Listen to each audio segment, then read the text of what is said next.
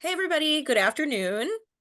There are a couple people coming in, but we're going to go ahead and get started because we have, I think, a lot to fit in and probably, hopefully, a really beautiful conversation about something that I think is very important at Stevens. So Stevens has a growing bioengineering community and an association and fascination with innovation. Dr. Shew is here to talk to us today. She is an associate professor in the College of Liberal Arts and Human Sciences at Virginia Tech. And her book, Against Technoableism, was published this year. There 2023. it is. Yeah. Yeah, 2023. It's hard to remember that it's actually 2024. Um, and the book is small, but so incredibly amazing. It packs an enormous amount of information in, and not just academic information, but just a really beautiful primer for the kind of um, vocabulary and conversations that are happening in a variety of communities within the what we might call disability studies, but not completely. And it's very sprawling in the way that it introduces the reader to all of these different concerns and questions about what it means to design for a community of people that are trying to have a conversation um, and be included in a particular way. So, Dr. Shew is going to talk to us today. And if you have any questions, you can put those questions into the chat box. And then Dr. Horgan will field them after the talk. So take it away. Oh, thank you so much for that lovely introduction, Dr. Muka. I'm very happy to be here today. I'm going to do this awkward thing where I share my background so you get to watch me looking at my screen. What a delight for everyone involved. And then I'm hitting slideshow. And now I can't see you. So if you're making faces at me, I just won't know and I'll go full steam ahead. I also need to drag this bar over. You can't see that bar. And now I'm going to turn on captions. Can you see the captions? I won't know if you're nodding yes. I'm going to assume, unless if I get interrupted, that the captions work for you too. I like this feature that is included. And anyway, thank you so much for having me here at Stevens Institute of Technology. I'm really happy to be sharing this work and in conversation about something that's really important to me. And I start here with an image, a screenshot from Twitter of Matt Dowell saying, "My new medical device says on the lock screen, this device is managed by your organization. And I have no idea who that organization is. Big Pharma? Question mark." And then he was kind enough, because I was like, can I use this in a talk immediately? He was kind enough to send me a picture of what is a cell phone-like device that it is for his Omnipod 5. He's type 1 diabetic, and this measures sort of blood readings that would let him know if he's in danger or not, among other things. But of course, the device is managed by an organization. But who is the organization? I want us to loop back to this at some point, but I'm not going to give it all away yet. So my talk is called How Being Disabled Changed How I See Technology. And I want to start first by just reading you the first page of this particular book, Against Technoableism, that came out in September. But it won't be a long reading. So here it goes. Let's start the way you expect a good disabled memoir or crib story to start, either with my horrible birth or my grave, brave injury. It could be my monstrous birth, a real term in medical history, by the way, where I was born and had to fight against great odds, even as an infant. And my story could end in triumph where I continue to live and I'm writing a book about it. Or I could start with a freak accident that helped me steel myself against this cruel world, or even better, some gnarly war story, my heroism and sacrifice, the pledge I made to my brothers, siblings in arms, living so their deaths will not have been in vain, paying the toll of freedom with my body. Then I could show the ables how to really live and laugh and love. Ooh, let's really lean into these narratives, mix up the stories for some real pizzazz. I'm born disabled. No one thought I would live, but then I become of military age and I use a machete to fight for your freedom. So young, so heroic, so very disabled. You could meme images of me with the words, "What's your excuse?" Superimposed over my twisted body, swinging a machete as I sit atop DARPA-developed disability technologies, a super duper super soldier with an inspiring message of vanquishing one's enemies and one's disabilities with the power of technology. Or maybe I could just die young, so you can tell my story. I won't sully my own good name by disappointing you with my normalcy. You could talk about how you learned so much from me, or say how I'm no longer in my earthly prison, by which you mean my disabled body and mind. You can imagine me whole again, as if being disabled broke me, even though that's how I was born or how I live my life. My parents, if I have them, can pen the story of how they learned to love me despite my many challenges. They will, of course, have to share their story of grief about my existence. Is this the disabled drama you want? This is the kind of story you might be what you expect or even desire, but it's not what you're going to get. Disabled people are often asked to curate their stories, to front load their dramatic origins. I don't begrudge those who start that way, but I like the poetry of the cyborg Jillian Visa, especially the one where Cy, our disabled cyborg laureate, ventriloquizes a non-disabled audience member. You can't expect people to read you if you don't come out and say it. Before they'll listen to the rest, they need the story, need to find out how inspired they should be. So when I became disabled, which was about 10 years ago, I became multiply disabled due to cancer treatment, and I've had cancer 3 times in the past 10 years. I was aware of some of the work around technology and disability because of things that I had been teaching in my classes. I was still subject to a lot of inspirational narratives, to people asking me, how, like, what technologies I would be excited about as we found out that I was going to need amputation. I had someone ask me if I was going to take up running as I was recovering from chemotherapy, and running is bad every day of the week. I have no desire to run, not with or without the leg that I used to have. Um, so let me get you set up. Hi, it's me. I'm a cyborg. I'm a technologized disabled person. A cyborg's rules for a script talk are that you should feel free to make your body comfortable as I'm speaking. You can interrupt me if I'm going too fast or if you have a question. You can ask it in the chat if you don't want to voice it. I know that your eyes are not your attention. You do not have to be on camera. I will provide you with a link to my slides after I collapse this, and image described throughout if you cannot see the slides. And then I ask myself, are the auto captions working? And I think they are. Great. So the cyborg Jillian Visa, who I want to quote again, says they like us best with bionic arms and legs. They like us deaf with hearing aids, though they prefer cochlear implants. It would be an affront to ask the hearing to learn sign language. Instead, they wish for us to lose our language, abandon our culture, and consider ourselves cured. They like exoskeletons, which none of us use. They would never consider cyborg those of us with pacemakers or on dialysis, those of us kept alive by machines or made ambulatory by wheelchairs, those of us on biologics or antidepressants. They want us shiny and metallic and in their image.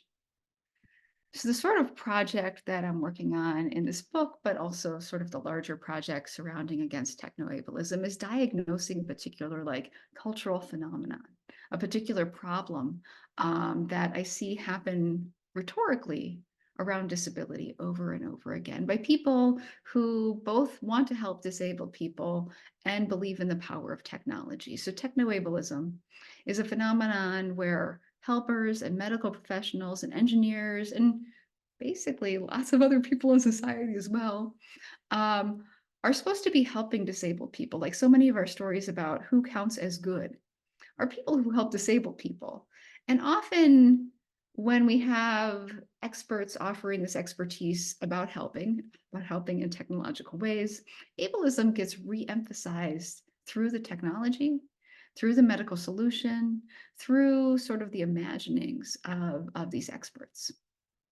This is often wed to the idea that disabled people want this intervention. We're expected to be hoping for the next big new technology, and that will be empowered through the technology. I often, see phrases in media accounts and a lot of PR around disability technologies where it's empowering people through technological solutions, and that we need to create this technology to empower disabled people, as if disabled people are like waiting around to be empowered and we just need the right gadgets to make it happen. And there's sort of a background assumption that being disabled, that having a disabled body mind is this term in disability studies, instead of saying bodies and minds all the time, and the fact that these two are kind of linked and inseparable, that assume that disabled body minds are broken, suboptimal, inferior, and sort of call out for this help. Of course, technoableism is a play on this word ableism, which T.L. Lewis defines as a system of assigning value to people's bodies and minds based on societally constructed ideas of normalcy, productivity, desirability, intelligence, excellence, and fitness. Fitness is a word that was very much used in the eugenics movement. These constructed ideas are deeply rooted in eugenics, anti-Blackness, misogyny, colonialism, imperialism, and capitalism. This systemic oppression that leads to people and society determining people's value based on their culture, age, language, appearance, religion, birth, or living place, health, wellness, or their ability to satisfactorily reproduce, excel, and behave. I like that they include, you do not have to be disabled to experience ableism. Um, just being perceived as disabled will get you there. It's why I really actually like the definition of disability that the Americans with Disabilities Act uses, which says it's people who can't perform one or more of these life functions or have some impairment with like a long list of life functions, or people around them consider them disabled. And that you don't have to consider yourself disabled to be affected by ableism, by a bias against sort of like projections about who you are or what you can do.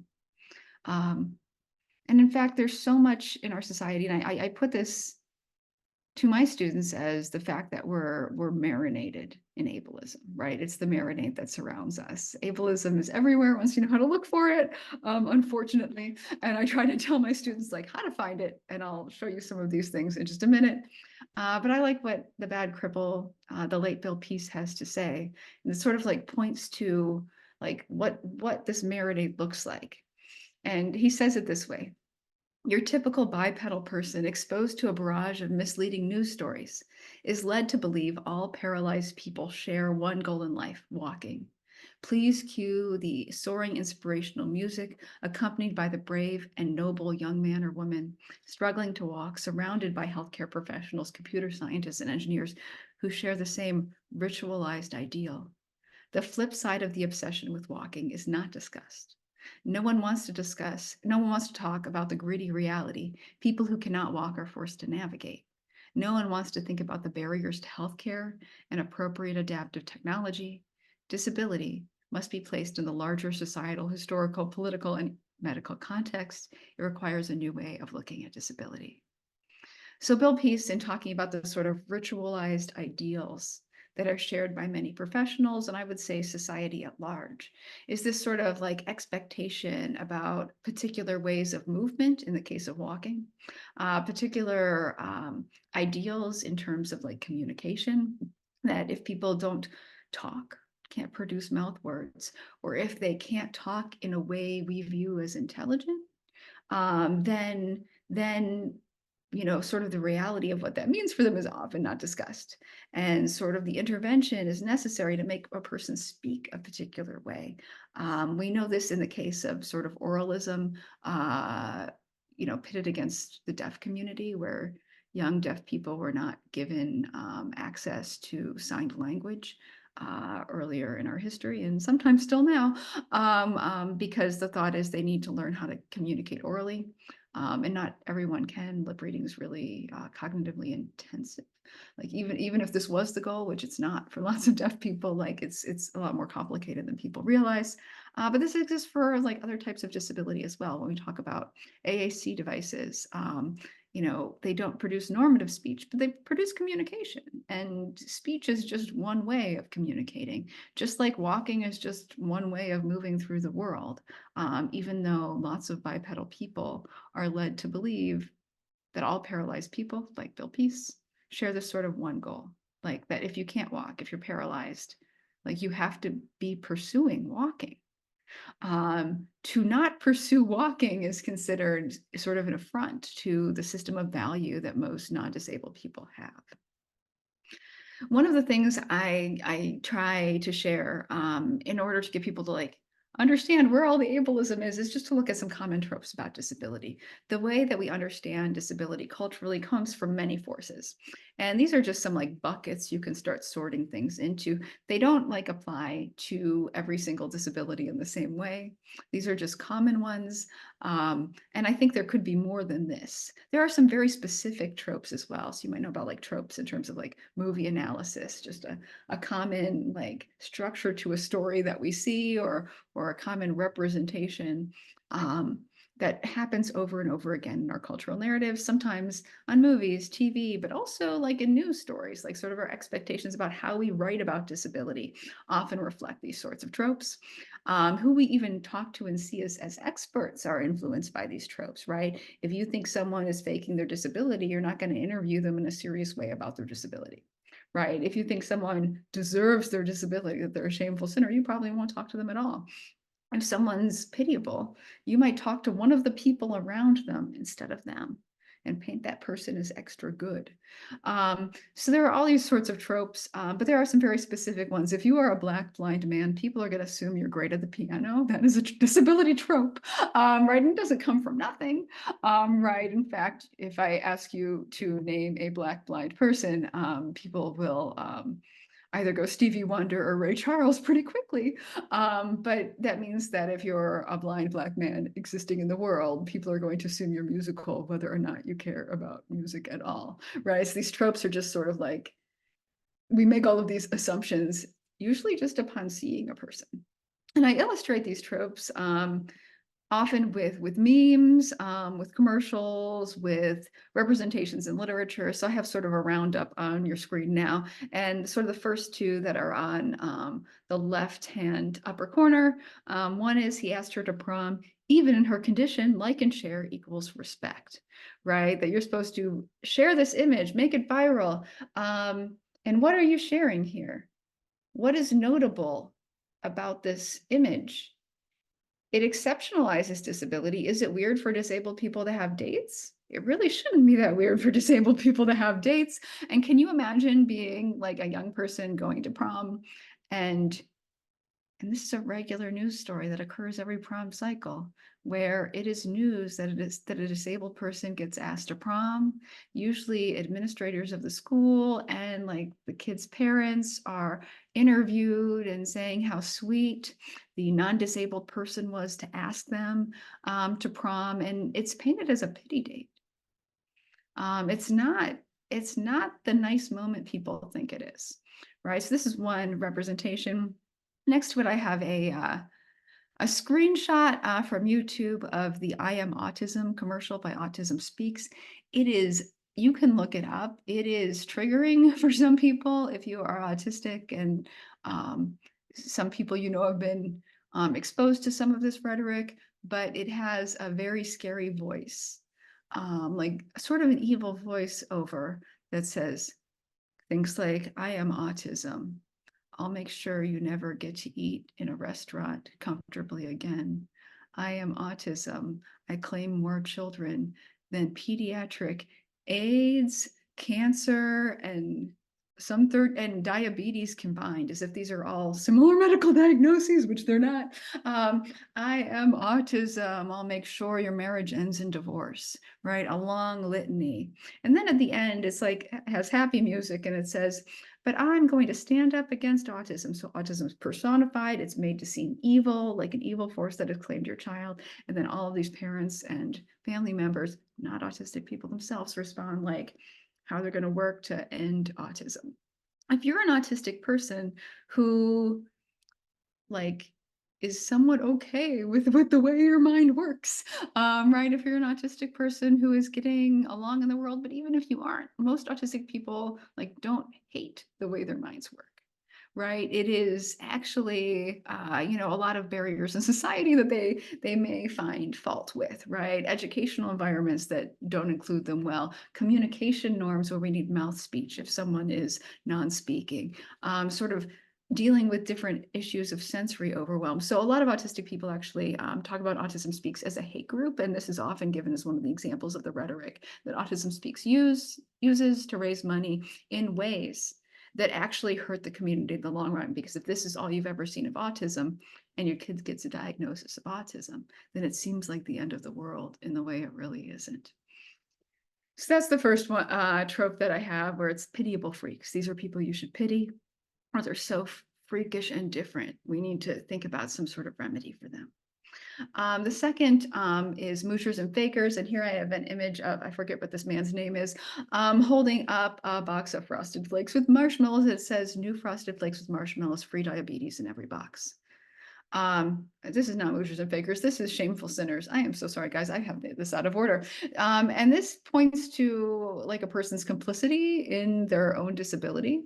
And a lot of times rhetoric like this is used to deny research on particular topics. We can talk about the history of HIV and AIDS being very much about shameful sinners, where disabled people in this category are, if we talk about the rhetoric of the 1980s and 1990s, that this is a lifestyle disease and people are making these poor choices.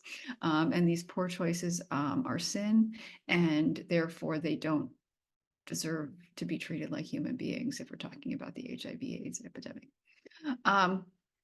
Diabetes often gets categorized this way. Lots of rhetoric around obesity exists this way now, even though obesity isn't like a specific disability. There's people, in the cancer world who, upon my diagnosis with cancer, said, "What did you do to get this cancer?" And it doesn't matter. It doesn't matter what I did to get to this cancer, right? I have the cancer. We have to deal with it. Um, um, but for people with some types of cancer, this can be really like devastating, right? To have their cancer blamed on them. No one deserves cancer. And in fact, the type of cancer I have is found on dinosaur bones, right? Osteosarcoma. So I'm pretty sure it's not something that I super caused. And I'm lucky for that.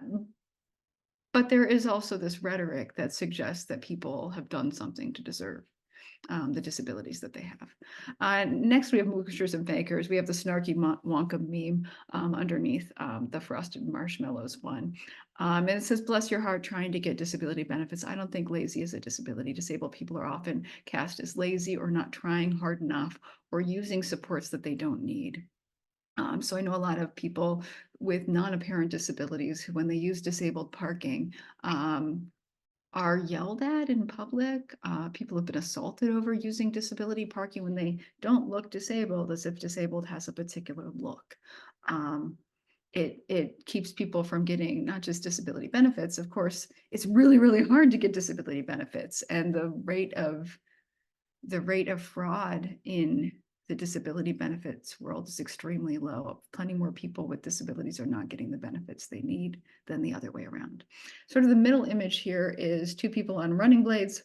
One has a bib that says Pistorius. You might know who that is. And then is a girl in a yellow sundress. And it says, "The only disability in life is a bad attitude." Stella Young has a great talk about this. And sort of the suggestion that disabled people existing and having fun, like, aren't really disabled, right? That if disabled people just had better attitudes, everything would be better, and that the disability wouldn't be an issue. Um, that's not great thinking to begin with, but also Scott Hamilton is not disabled, and he's the one telling us this. So sort of painting disabled as a terrible fate, and a terrible fate in that you should be trying to deny your disability if you're a disabled person, right? Then you're not having a good attitude if you're saying you're disabled. And then in the corner here, we have Lieutenant Dan from Forrest Gump, who is faking being an amputee here. And this is villainy, right? So he is a disabled person who is mad about being disabled, right? He is a bitter cripple, in the words of Bill Peace, right? So he's not appropriately adjusting to his disability and doing some sort of uplifting thing. And this sort of uplifting thing, this sort of disabled people need to be inspirational to other people, like really objectifies disabled people in ways that don't let us be normal, right? That keep us from ever being discussed in normal terms in media, in TV shows, anywhere else. And one of the things that I say in this book, and it's my favorite sentence, is that the sharper end of technoableism, right? If you cannot get a technology that allows you to perform like normal, which is a pipe dream anyway, is that if one cannot measure up by technological means, then there are technological eugenical means for dealing with the most unfortunate cases. Prosthetic legs, Prozac, pacemakers, ostomy bags, fidget spinners, heating pads, and wheelchairs are technologies for disability, but so are gas chambers, institutional confinement, and prenatal deselection. So these tropes that we have often paint us as either good disabled people, if we're inspirational overcomers, or if we're appropriately pitiable, or bad disabled people, right? That we're not performing our role correctly in society.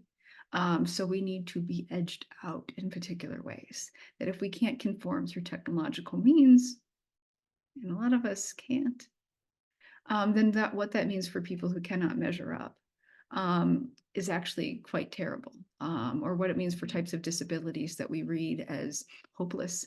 It means that looking towards like elimination becomes a goal. And here I think of my friend Cynthia Funk, who was talking about all the sort of media frenzy around amputees specifically. I met her at my prosthetist's office. She showed me how to dance as an amputee when we were goofing off in the prosthetist's office and just having fun. But she talks about like what it is to be a new amputee. And she says newer amputees see these events unfold in the media, right? Where disability technologies are praised and expect to be able to strap on that leg and go. Like so many of our stories about amputees are, oh, they got the leg, perfect expertise, head out, right? And then the questioning of their abilities begins. Thoughts and feelings of what's wrong with me? Why can they do that and I can't? Reality is that those who were fortunate enough to lose a limb in a more dramatic or newsworthy way receive extensive services that are not within the parameters of reality. These frequent, almost daily struggles for us normal, average amputees.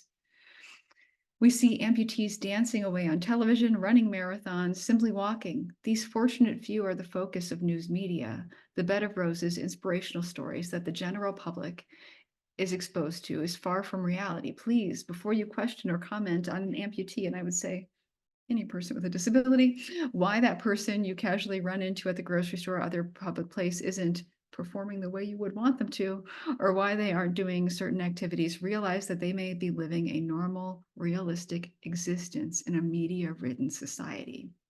So these tropes very much affect the way we think about disability. So many amputee stories are these stories of success and walking again, as if walking is uniquely like special. Walking, I'm just going to point out for you philosophy students in the chat here today, is that walking is an instrumental good. It gets you places.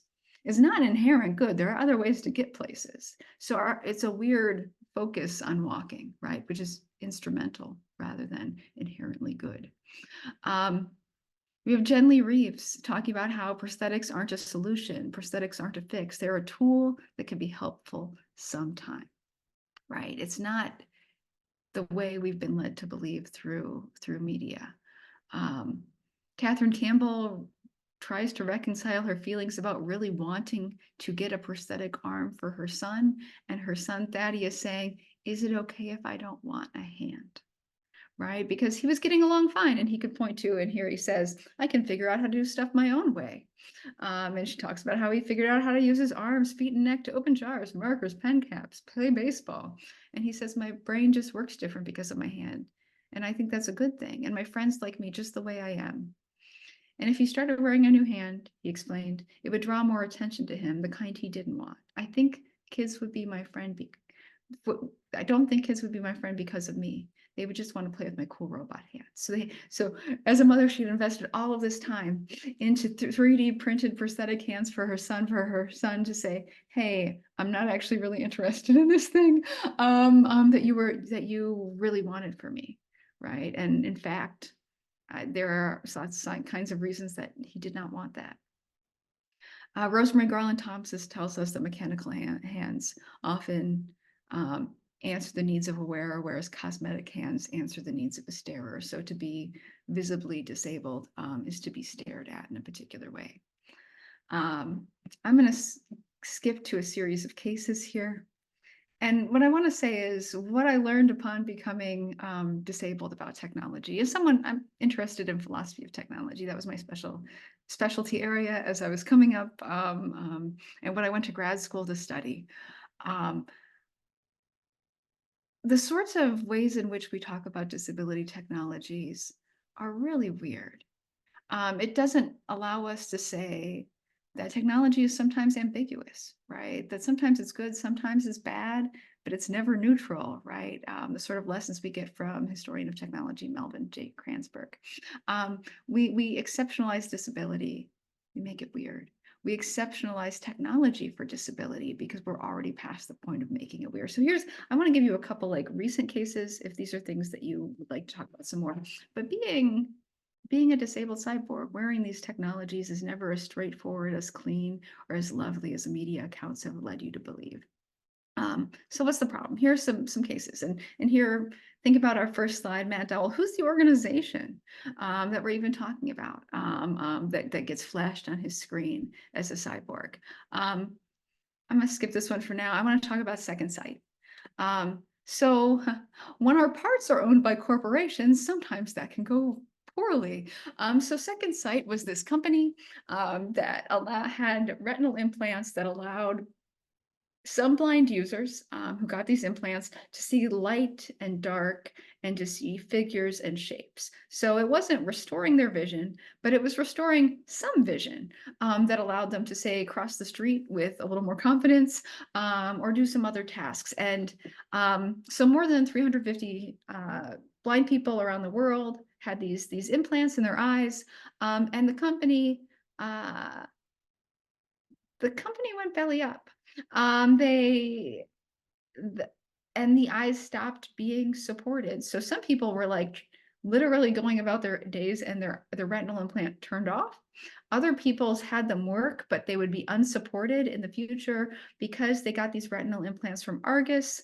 And Argus will no longer work on this technology, and in fact doesn't exist as Second Sight doesn't exist as a company any longer. It means that they have pieces of technology implanted in their heads that make it harder to get MRIs, that could lead to different complications and infections, but are also really expensive to remove.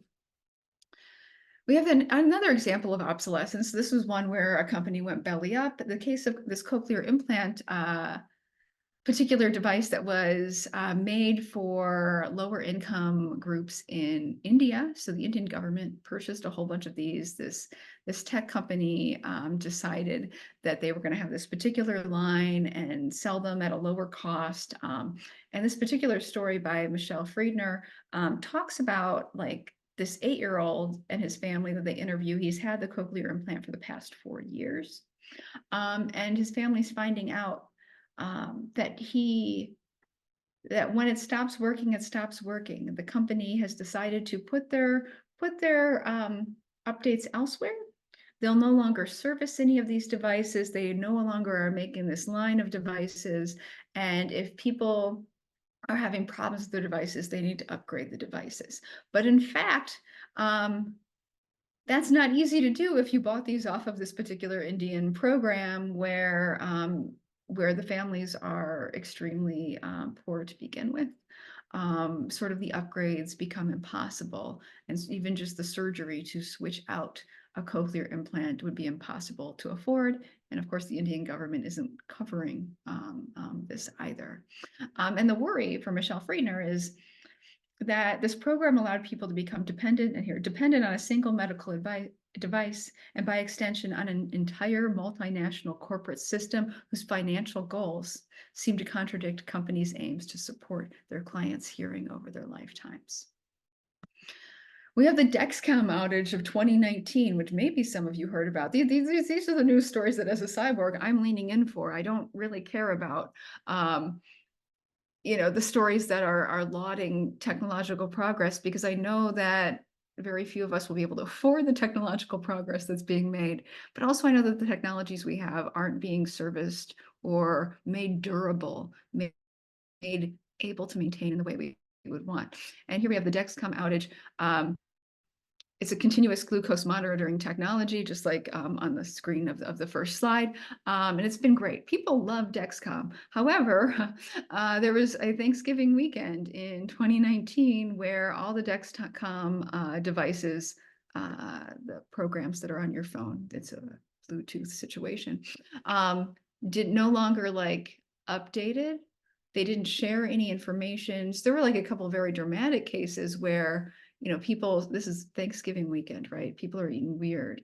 Um, where not being notified that, say, your child with type 1 diabetes, that you weren't getting the notifications that their blood sugar was tanking. There were a couple of people that were comas or near comas from this outage, because this technology is so important. And it means that you're not actively checking other technological means because you're trusting in a particular system. There's also the case of Rita Leggett. So say you are a disabled person and you want to help science move things forward. Rita Leggett, a woman in Australia with a very chronic seizure disorder that was ruining her life, got an implant in her brain that did change her life. She was part of a trial. The company decided not to move forward on the brain implant trials or bring it to market. And this technology that had been letting her know when her seizures were about to occur so that she could leave her house again, they had to take it back. She was forced to have surgery to remove this device, even though she begged and begged. And she has no legal recourse on that either, for a technology that had changed her life. Because it didn't work as well for other people, it didn't move forward commercially. It's not that disabled people hate technology, right? It's that sometimes non-disabled people can't see all the things it takes to get and maintain and keep the technologies that we do like. There's the Spectrum 10K controversy, collecting DNA samples for autistic people to create a database where there are huge concerns about how that data will be used. We're vulnerable in these systems in a way that is really hard for non-disabled people to appreciate. We have surveillance AI unleashing new problems for us as well. I love the subtitle, Innovative Recruitment or Expedited Disability Discrimination. But what I'm trying to say is that your cyborgs are vulnerable. Your technologized disabled people, even though the story about technology and disability is usually given to us as one of empowerment and overcoming, we are made vulnerable in these technological systems because of how disability is understood, managed, and proclaimed. And technologies that we don't want are forced into the system. And technologies that we do want are sometimes impossible to maintain. The US has a severe problem around getting wheelchairs repaired right now. There are two competing companies that have bought up all the smaller wheelchair repair companies. And it means that people are waiting 6 months or more for small fixes to basic technology that we know how to operate. It's hard to feel excited about innovation in this context. I'm going to pause here. Oh no, it is 4:40. I'm doing great on time. So I'm going to stop share so that I can see people's little boxes with their names in them. Oh, good. There's the boxes.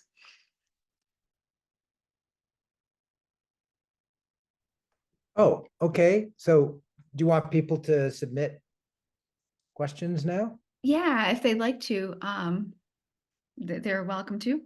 But I wanted to leave time for questions. But if there aren't questions, I have a million more slides. That's a habit of a scholar. It's not a good habit always, but it's there. Well, I assume Sam has questions. I could start off with a question. Is that okay? Sounds great.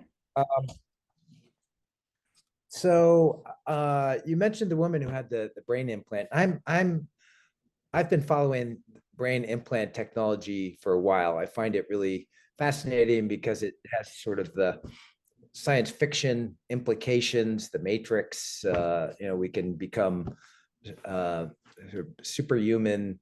And I just wonder what your thoughts are about that. Are you following, I don't know, Elon Musk's Neuralink company or any of the other companies that are working on these technologies? And I just wonder what your thoughts are about that I mean, my particular. first thought is I would never want Elon Musk to implant anything in my brain, and that is a personal commentary on him. I mean, you've seen what he's done to Twitter. I'm not giving him access to my brain. But there is like I do pay attention to a lot of these things. I also think there's a lot of hype. That it's really hard to like cut through at some point when it comes to these technologies, because I see those things and I think, you know how when you get like an update to your web browser and it's like hell for several days because all the buttons are in the wrong place? When people say, oh, we're going to get things downloaded into our brains, I just think about like how terrible software upgrades are.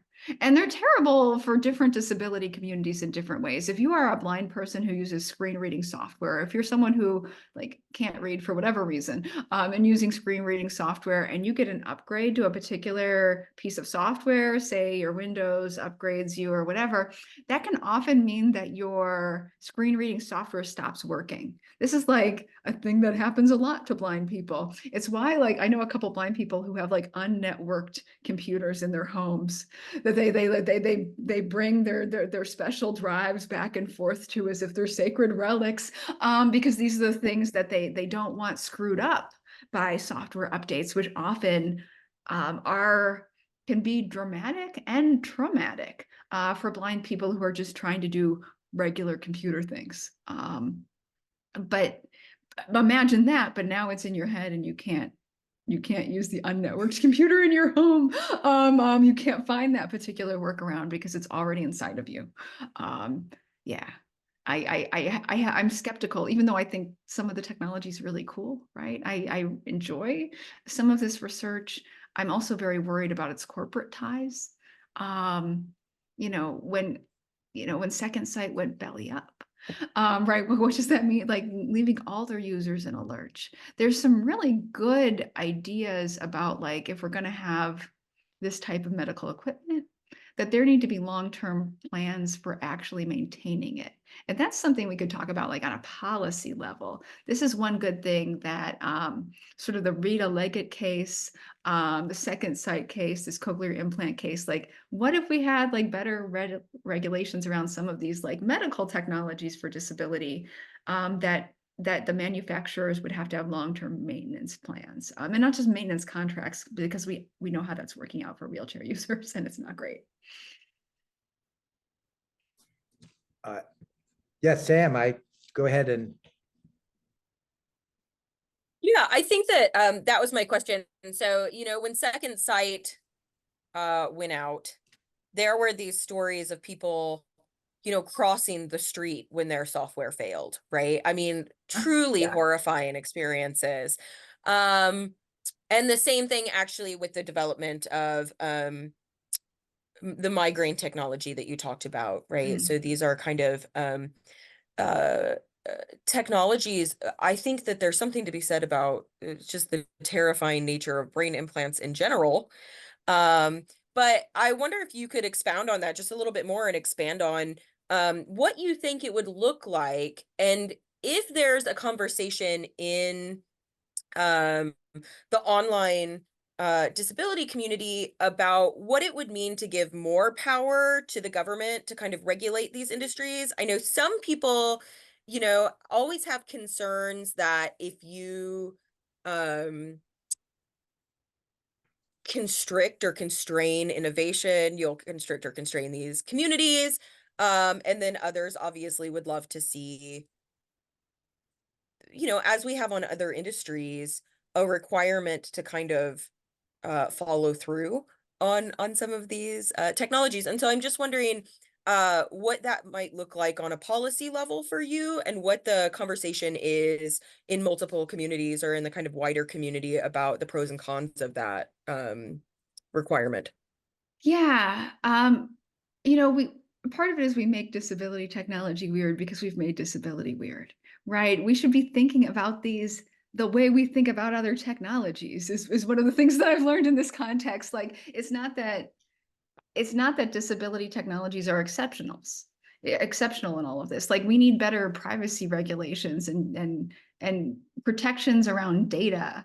Particularly if I have to use this medical device and it reports all of this data about me. So for people with diabetes, that can be like a Dexcom or something like that. The cyborg Jillian Visa talks about her computerized knee counting the number of steps she takes each day. And she doesn't have access to that data, but her prosthetist does, and the company that owns her, that manufactures her knee does. And she worries. She worries that if she walks too much, they'll say she doesn't need that knee, and if she walks too little, they'll say she needs a knee that's not that good. And either way, she's screwed, right? Because they're always looking for ways in which we're faking and mooching and trying to deny us technologies that we would like to try, right? There's also like you get one is a problem with disability technology, where especially with the way in which a lot of manufacturers of disability equipment have been bought up, consolidated. There's not really a place I can go try out walkers, right? Usually a physical therapist tells me what walker I should use. And a physical therapist usually hasn't used a walker for a very long time, if ever in their life. And they've seen maybe other people's, but they might not know what my body's like. One of my friends went through a whole thing to get a walker she liked this year. She's a 35-year-old woman and she's tall. And she was like, I just need to feel how some of these like follow me, because I tried to give her mine and I'm short. I was like, here, try my walker. As if I love my walker. I'm short as hell. It's a great walker for me, but she was having to she'd had spine surgery and she's having to bend weird, and she can't bend weird. So even finding a basic technology without any computerized components, you don't get to even model shop, right? And that means that often if we're not talking to other disabled people, we don't know what's out there, what's possible. And we're often discouraged from interacting with other disabled people, weirdly enough. I love that the disability community exists, but a lot of people are really isolated from it. Because if you're part of a disability community, then you're giving into your disability and you're not trying hard enough. These sorts of things are projected on disabled people. They're also for disabled kids. Lots of people's parents don't want them associating with other disabled people, because that will mean that they're not overcoming their disability and they're marinating in it somehow. I hate stories that are like that, but it is it's not like it's happening to every disabled kid, but it is sort of a regular phenomenon and feature. Yeah, I'm seeing some questions in the chat. Sorry. Actually, I was going to point out there's a question that follows up on what you just said about parents and the choices they make for their disabled children. Do you see that there? Yeah, so I'll read the question aloud. What is the general consensus of non-disabled parents making choices for the disabled children? Cochlear implants in children, limb lengthening as opposed to amputation? Is there a balance that needs to be found in parent rights over their children's health versus the fact that they simply cannot know the full extent of their lived experiences? Absolutely. One of the things that always seems like a great tragedy to me is that when children are born disabled or they get a diagnosis pre-birth of a disability, the first thing that usually happens is either genetic counseling or an investigation. Does the rest of the family, is this a genetic thing? If you have more children, will this happen? a sort of insistence on here's the technologies you'll need. Some medical professional will come in and tell you that, and direct you in particular ways. And through all of these levels, it's non-disabled people talking to non-disabled parents who are all about a disabled person. Sort of one of the slogans of the disability rights movement is "There's nothing about us without us." And one of the things that I think is really sad is when deaf children are born, and this is a thing a lot of deaf activists talk about, is that like usually parents don't get to find out that the deaf community exists. That's not the first conversation. The first conversation is a technological one, where the goal is to try to implant the child as soon as possible. We didn't rally here in the United States in the same way, but when cochlear implants were approved in France, there were protests. Approved in France for children. No one cares if adults choose cochlear implants for themselves. That's no problem with that. It's about taking deaf children out of the community that is their like natural born right in some way, taking them away from what would be their natural language. But these are the sort of things that get talked about in the case of cochlear implants. I think there are similar things to be said around technologies for other types of disabilities, although not all disabilities have like rich social groups like the deaf community does. The deaf culture is a thing where disability culture is a little bit more patchy, I would say, and exists in different ways. It would be nice if parents were exposed to communities that exist. Often that's a good thing, right? You can see disabled people who have grown up and who have pretty normal lives, in the case of most of us, especially now that we're getting further out from sort of automatic institutionalization for many types of disabled people. Sort of outcomes that you can see among adults are happier than they would have been at some point. Sort of the era of institutionalization means that disabled people had much shorter, worser lives. I think about this particularly in the case of Down syndrome, where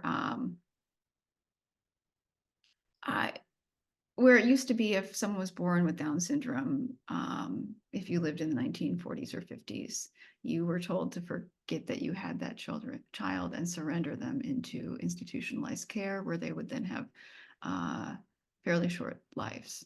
And sort of and they would tell you that they have a short life expectancy. Now, of course, institutionalized people have a shorter life. All of them have a shorter life expectancy because it's easier to acquire different like diseases that can knock you out in institutionalized care. We saw this during the pandemic with the high death rate in nursing homes, for instance, and in group homes for disabled people. Being institutionalized often means a higher death rate when things like this happen. But like the life expectancy for people with Down syndrome then was like 25 max. People with Down syndrome, there was a development that really helped. A common heart defect for people with Down syndrome, they can now correct. And so now people with Down syndrome, uninstitutionalized, can live very normal lifespans, right? Can live into their 60s and 70s. And we're sort of seeing like one of the first generations right now happening of very old people with Down syndrome in a way that we couldn't have, like in a way that the medical establishment couldn't have predicted or endorsed when those kids were born, when those adults were born as kids. Hey, that was a weird sentence. The disability world is changing, so it's actually really hard to do a lot of these predictions in some of these cases. It's nice when kids can make decisions about their own bodies, so holding off on these sort of drastic cases. And we're seeing really interesting conversations around this from the intersex community, where it used to be if a child was born intersex, immediate genital surgery on your child, and then reconstructions, at various points during their young lives. And the intersex community now lobbies very heavily against that. It's less likely to be directly to surgery in the same way it once was, although we still have a ways to go. But the sort of early interventions on people's bodies, especially ones that are that affect how people look. There are some functional surgeries that are sometimes necessary and good, right? If we're talking about someone who's who's experiencing some sort of anatomical difference about how they urinate, it would be nice for people to be able to pee freely and nicely, right? So that's not a surgery that people go, oh, wait, let your kid have all of these like urinary tract infections and problems before you operate. But this is one about sort of functional outcome, rather than about like the child looking right, which is sometimes how people are thinking in these cases. Yeah. And people want to have kids who are like them. I think that's also one of the things that parents have to really get over. Your kids are never going to be like you. Um, they live in a different era than you do. Like even if they were a lot like you, they're never going to be you. And that's something that I think is hard for a lot of parents to grapple with. I think parents of disabled children have to do it earlier in ways that can be a lot more uncomfortable because you're facing your ableism alongside all of this as well, if you're facing it. Okay, that was not like a direct answer, but thank you for the question. I've got another question. We're closing in on an hour. So I just wanted to let you know, Stevens is a school similar to yours, and that a lot of engineering students, primarily engineering students who want to build things. I have students who are especially interested in making prosthetics. And I just wonder if you have advice for them, things to say to them that would be helpful for them, given that they want to help people with disabilities. What should they know? Yeah, so I love working with engineers. And maybe that doesn't come through because I have all of these worries about technology, about corporations, about data. But I see lots of great promise in working with engineering students over like medical students, right? Over therapy students who are often really committed to normalization. Engineers aren't committed to normalizing disabled people in the same way that other professions, by their professional nature, are committed to normalization. So engineers, I mean, this is why I think like when I think about running legs and how bouncy and fun they are, but they don't look like legs at all. They don't even function the same as legs. I think that's brilliant and fun, and in ways that, yes, they're used in all this sort of, we call it inspiration porn, sort of the image of inspirational overcomers. Like usually the engineers aren't the ones writing the PR for that, right? I said like I enjoy, but the engineers are interested in like, well, oh, what's your problem? Let's think about lots of ways to solve this, right? Instead of like, here's the one way that the university PR team would really like us to frame this. That's what the university PR team does, right? And I hate reading those stories too. But really focusing in and listening to what clients want, I think is a good thing. I think knowing the community that you want to design for is really, really important. So when we've mentioned the deaf community, right? At one point I had a student who in my class, he designed a hearing aid case that like fit onto his phone.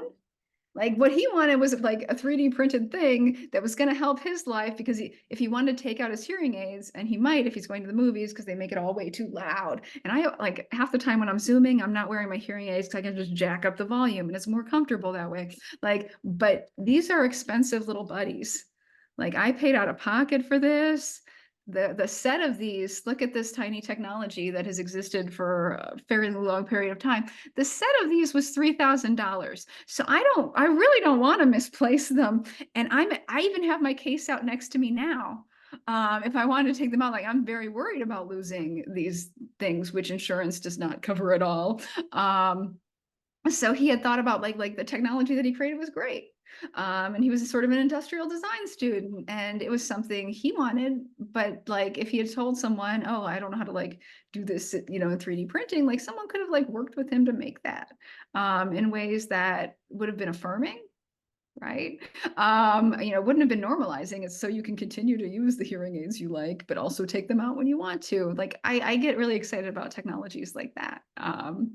that the community wants. And there are things we want. The first disabled like hackathon that took place in San Francisco, like they all got together. It was all disabled people and like a couple of little helpers, but also some of the disabled people were engineers. So it was good. And they had like a whole discussion about what were the high priority needs. And then they were going to make an open source, like anyone can download like the directions to make this thing. This is a disabled hackathon. We care about each other and community. After the conversation that they had, what they made was a pretty like simple device for female wheelchair users to get on and off the toilet. They didn't make a walking device. Also, for most exoskeletons, you got to take your exoskeleton off, get in your wheelchair, go over to the toilet, get on the toilet, get back in the wheelchair, then put on your exoskeleton again. Let people do basic things like pee and eat. Those are like the top two. That's why a lot of prosthetic hands aren't very good if you can't like wipe and eat with it, right? Then it works for like a lot of other things that could be useful. But there are some basic human tasks that we all will occasionally need to do, unless if we've been improved by an ostomy bag, okay? And I do say improved by an ostomy bag because it is a better system for human space flight in terms of toilet engineering than what they're currently working with. Yeah, I'll leave it there, but I see really great promise for engineers in this space, right? If you're not always committed to normalizing, and if you can think of lots of creative solutions and people are willing to talk to you about the problems they have and they're realistic about them, and you're not just saying, oh, you must want to walk, your legs don't work, and actually the sort of consensus in the group was it would just be nice to get on the toilet, right? Without needing any help, right? It was something that they could use themselves in the bathroom without needing some help in transferring for people with a particular type of paralysis. Actually, it's like several types of paralysis, but yeah, I'm sorry I ended it on toilets. No, I think that's one of the nicest descriptions I've ever heard of engineers. That was really great. I especially love the idea that engineers are cooler and more, I don't know, tolerant and open-minded than, let's say, your average physician. I really like that.